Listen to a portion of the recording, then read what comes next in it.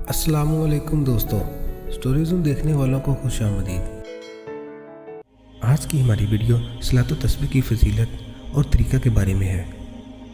सलातो तस्बीह की फ़जीलत, इस नमाज में अल्लाह की तस्बीह कसरत से बयान की जाती है, इसलिए इस नमाज को सलातो तस्बीह कहा जाता है।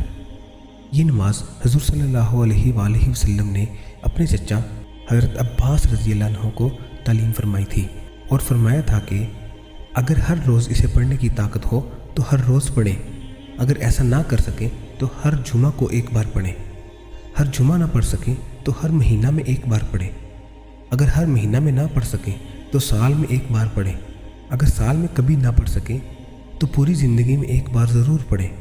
सलातो तस्बीह पढ़ने का तरीका दोस्तों, ये 4 रकत वाली नमाज है और हर रकत में एक तरकीब के मुताबिक 75 मरतबा तस्बीह पढ़ी जाती है। सबसे पहले सलातो तस्बीह की नियत बांधकर तकबीर तहरीमा कहें और अल्लाह अकबर कहकर हाथ बांध लें। फिर सना यानी सुब्हानक अल्लाहुम्मा व बिहम्दिका व तबारक अस्मुका व तआला जद्दुका व ला इलाहा गैरुक पढ़ने के बाद 15 मरतबा ये तस्बीह पढ़ें। सुब्हानल्लाहि वल्हम्दुलिल्लाहि व ला इलाहा इल्लल्लाहु वल्लाहु अकबर।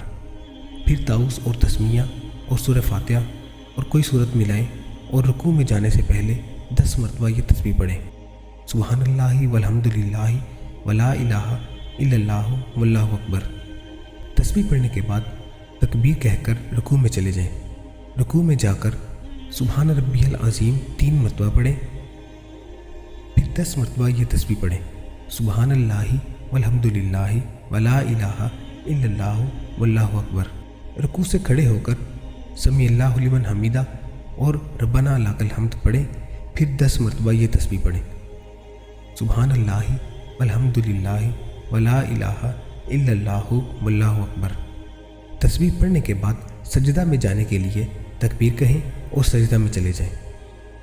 सजदा में जाने के बाद सुब्हान रब्बियल आला 3 मरतबा पढ़ें और फिर 10 मरतबा ये तस्बीह पढ़ें। सुब्हानल्लाहि वल्हम्दुलिल्लाहि व ला इलाहा इल्लल्लाहु वल्लाहु अकबर।